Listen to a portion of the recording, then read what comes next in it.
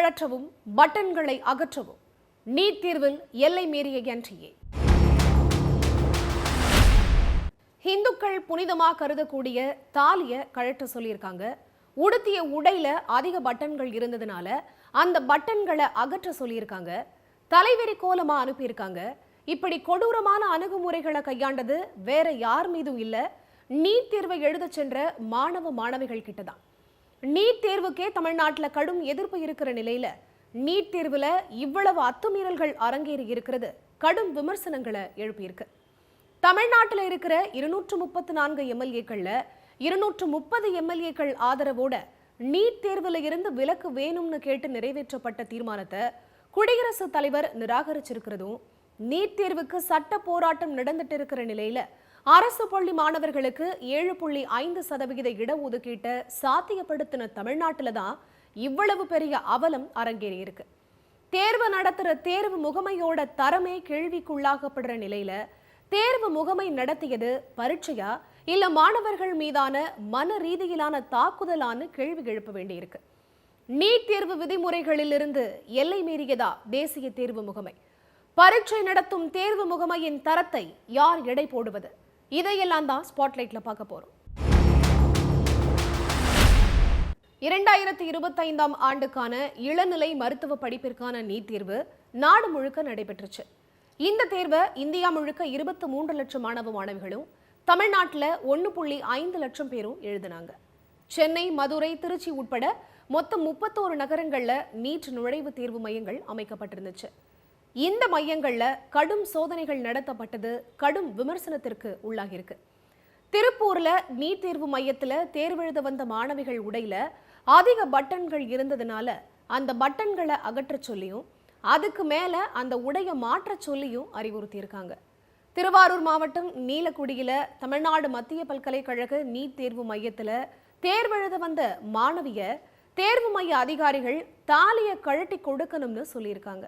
இதே மாதிரி தாலி, மூக்குத்தி, மெட்டி, கொலுசு போன்றவற்றையும் கழற்றி கொடுக்க சொல்லியிருக்காங்க.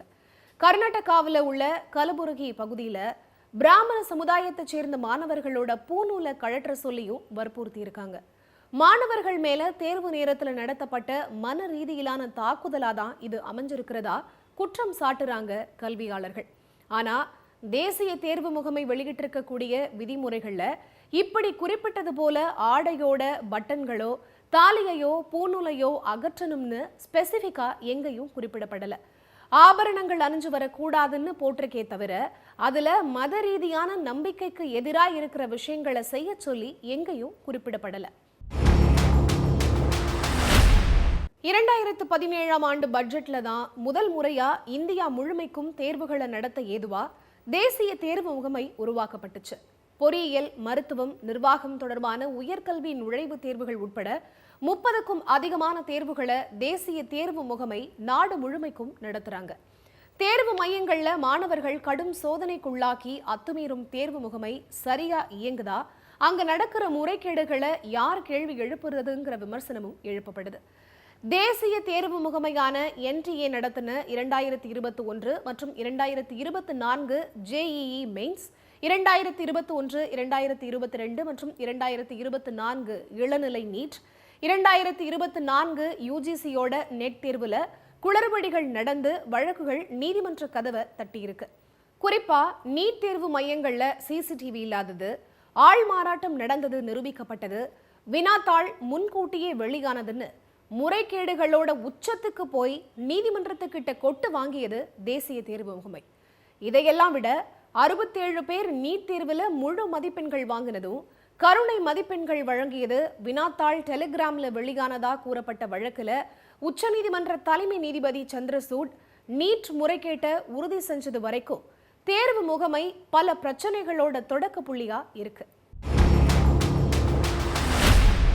மாநில உரிமைகள் பறிக்கப்படுது, மாணவர்கள் நலனுக்காக போராடுறோம்னு சொல்ற திமுக, அதிமுக, திரிணாமுல், சமாஜ்வாதி போன்ற மாநில கட்சிகளும் சரி, நீட் தேர்வுக்கு விலக்கு வாங்கியே தீர்வோம்னு சட்ட போராட்டம் நடத்துற தமிழ்நாடு அரசும் தேர்வு மைய அத்துமீறல்கள்ல மௌனம் காக்கிறதும், இந்துக்கள் புண்படுத்தப்படுறாங்கன்னு போராட்டங்களை முன்னெடுக்கிற பாஜக மற்றும் இந்து அமைப்புகளும் நீட் தேர்வு மையங்கள்ல நடந்த அத்துமீறல்களை கண்டுக்காம இருக்கிறது வேதனைக்குரிய விஷயமா இருக்கிறதா கல்வியாளர்கள் சொல்றாங்க.